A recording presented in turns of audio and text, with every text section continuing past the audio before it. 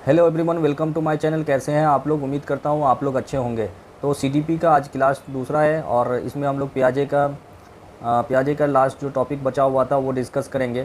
पियाजे का 4 स्टेज जो हम पहला वीडियो में आपको बता चुके हैं, उसमें से तीसरा और चौथा को इसमें थोड़ा डिटेल से हम आपको बताने वाले हैं। तो तीसरा स्टेज इसमें हमने यहाँ पे लिखा हुआ है कॉन्क्रीट ऑपरेशनल स्टेज। हिंदी में इसको मूर्त सक्रियात्मक अवस्था बोलते हैं। और ये क्या होता है ये मैं आपको बता रहा हूँ इस वीडियो में। इस अवस्था में बच्चे अपने सामने रखे हुए चीज़ों को देखकर ही कुछ कर सकता है या उन पर चिंतन कर सकता है। मतलब समझने की बात यह है कि बच्चा जो है बिना देखे हुए इसमें कुछ भी इसमें चिंता नहीं कर सकता है, कुछ भी उसके बारे में नहीं सोच सकता है। इस स्टेज में इरिवर्सिबिलिटी, मुद्रा, भार आदि कंसेप्ट का गुण आ जाता है इसमें। इस इरिवर्सिबिलिटी जैसे हमने आपको बताया था कि 6+4 = 10 होता है, या 4+6 क्या होगा ये पीछे वाले अवस्था में बच्चे को पता नहीं था, सेकेंड वाले अवस्था में, बट यहाँ थर्ड अवस्था में जो है इसको मालूम चल जाता है। उसके बाद है इंडक्टिव रीजनिंग, जब बच्चा उदाहरण के ऊपर तर्क करने लगता है, जब उसको कोई एग्जाम्पल देते हैं तो उसमें क्वेश्चन करने लगता है। तो ये सारी चीज़ें जो है बच्चे को तीसरी अवस्था में आने लगता है। चौथा अवस्था जो बचा हुआ है पियाजे का, वो इसमें नियम के ऊपर तर्क करता है। फॉर्मल ऑपरेशनल स्टेज इसको बोलते हैं, और मोरल स्टेज भी बोलते हैं। ये चौथा लास्ट स्टेज है।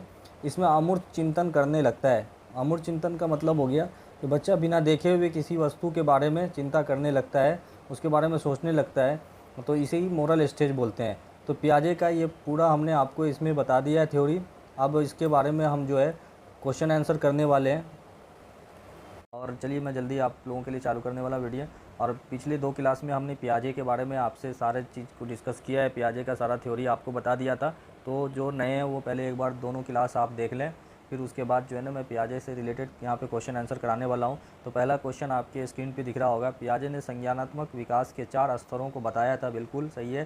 संज्ञानात्मक विकास में 4 स्तरों में से पहला कौन सा है जो जन्म से लेकर भाषा के अधिगम तक विस्तार करता है? तो हमने आपको पियाजे के बारे में बताया था कि 4 स्टेज उसने बताया था, जिसमें से पहला जो स्टेज था उसका जिसमें हम जो है सेंसरी मोटर स्टेज इंग्लिश में वर्ड बोले थे, उसका हिंदी में संवेदी प्रेरक बोलते हैं। तो पहला ही स्टेज में बच्चा जो है वो भाषा तक के अधिगम तक का विस्तार होता है। तो इसका सही आंसर होगा 3। आप यहाँ पे टिक लगा लीजिए, ये 3 आंसर होगा पहला। उसके बाद चलते हैं नेक्स्ट क्वेश्चन पे। आपके स्क्रीन पे नेक्स्ट क्वेश्चन है, पियाजे के अनुसार निम्नलिखित में से किस अवस्था में बच्चा अमूर्त प्रस्तावों के बारे में तार्किक रूप से चिंतन करना शुरू करता है? तो अमूर्त आपको कहाँ पे आता है? वो सबसे चौथा लास्ट वाला जो स्टेज पियाजे ने बताया था, मोरल स्टेज, जिसको हिंदी में बोलते हैं औपचारिक संक्रियात्मक अवस्था। तो आप इसका सही आंसर होगा औपचारिक संक्रियात्मक अवस्था। चलते हैं नेक्स्ट क्वेश्चन की ओर। तो यहाँ पे क्वेश्चन है, छिपी हुई वस्तुएं ढूंढ निकालना इस बात का संकेत है कि शिशु निम्नलिखित में से किस संज्ञानात्मक कार्य में दक्षता प्राप्त करने लगा है? मतलब कोई चीज़ है जो बच्चे से छुपा करके रख दो, बच्चा क्या करता है उसके ऊपर हाथ डाल करके समझ में आ जाता है कि वो क्या चीज़ है, और उसको वो निकालने का कोशिश करता है। जैसे आप कोई मोबाइल को बच्चे से छिपा करके रख दोगे, वो ऊपर से टच करके उसको मालूम चल जाएगा मोबाइल है, और वो निकालने का कोशिश करेगा। तो ये आपको वस्तु अस्थायित्व के अंदर में आएगा, क्योंकि बच्चे को वस्तु का शेप साइज के बारे में मालूम चल गया है। अब उसके हिसाब से वो उसको छू करके निकाल रहा है।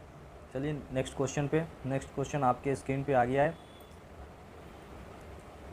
7 से 11 वर्ष की आयु के दौरान प्रमुख विशेषताएं और विकास परिवर्तन क्या है? तो हमने आपको जो चार्ट बना करके बताया था एक ग्राफ के जैसे, 0 से 2 साल के बीच की अवस्था में बच्चे के अंदर में क्या क्या होता है और कौन सा स्टेज कहलाता है। उसी तरीक़ा से जब बच्चा 7 से 11 साल के बीच में होता है तो वो स्टेज में, उस स्टेज में क्या क्या होता है और उस स्टेज को क्या बोलते हैं। तो 7 से 11 साल का जो स्टेज है वो थर्ड स्टेज है। उस स्टेज को हम लोग इंग्लिश में बोलेंगे कॉन्क्रीट ऑपरेशनल स्टेज, जो हमने क्लास दूसरे में पढ़ाया था आपको, क्लास 2 में पढ़ाया आपको। इसको हिंदी में मूर्त संक्रियात्मक अवस्था बोलते हैं। तो इसका जो सही आंसर होगा कि बच्चे जो है सोच अधिक तार्किक और संगठित हो जाते हैं, लेकिन फिर भी बहुत मूर्त होती है। मूर्त मतलब क्या हुआ कि बच्चे जो है किसी चीज़ को सामने में देख करके ही उसके बारे में चिंता सोच सकता है, वो बिना देखे हुए उसके बारे में इमेजिन नहीं कर सकता है। तो इसका सही आंसर होगा 3। चलते हैं नेक्स्ट क्वेश्चन की ओर। पियाजे के संज्ञानात्मक विकास सिद्धांत के अनुसार एक बच्चा अवधि में तार्किक सोच में सक्षम होता है, ये खाली जगह को भरना है। पियाजे के संज्ञानात्मक विकास सिद्धांत के अनुसार एक बच्चा अवधि में तार्किक सोच में सक्षम होता है। कौन सी अवधि में तार्किक सोच में सक्षम होता है? क्योंकि बच्चा जो है मूर्त संज्ञानात्मक अवस्था, जिसको इंग्लिश में कॉन्क्रीट ऑपरेशनल स्टेज बोलते हैं, उस स्टेज में जो है तार्किक सोच में सक्षम हो जाता है बच्चा। चलिए नेक्स्ट क्वेश्चन की ओर हम लोग बढ़ते हैं। ये क्वेश्चन है, पियाजे के संज्ञानात्मक विकास चरणों के अनुसार इंद्रिय गामक अवस्था किसके साथ संबंधित होता है? तो इंद्रिय गामक अवस्था आपको पहला स्टेज में आता है, मोरल स्टेज में। और उस स्टेज में क्या होता है, बच्चे आँख से, नाक से, कान से सुन करके, देख करके किसी चीज़ के बारे में कल्पना करता है, समझता है। तो यहाँ पे आपको जो ऑप्शन दिए गए उस ऑप्शन में देखिए, अनुकरण, स्मृति और मानसिक निरूपता, ये इसका सही आंसर होगा। हम चलते हैं आगे के क्वेश्चन की ओर।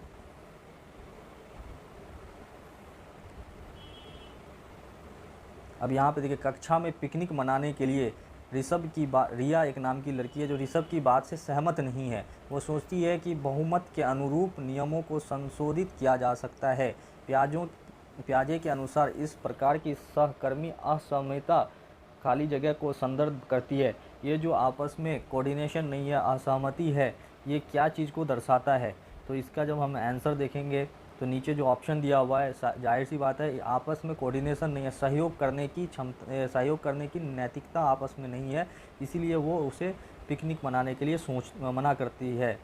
इसका आंसर सही होगा चौथा। जीन पियाजे के अनुसार संज्ञानात्मक विकास की अंतिम अवस्था कौन सी है?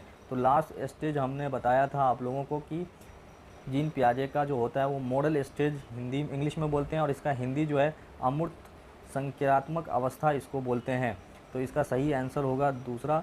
तो आज ये आपके लिए स्क्रीन पे जितने भी क्वेश्चन दिए गए हैं काफ़ी इंपॉर्टेंट है, कई बार एग्ज़ामों में पूछा गया है, तो आप इसका प्रैक्टिस करें। हम आपके लिए एक और वीडियो नेक्स्ट क्लास में आप लोगों के लिए नेक्स्ट क्लास हम लेकर के आ रहे हैं, उसमें एक नया चैप्टर हम लोग कवर करेंगे आपको। तो थैंक्स फॉर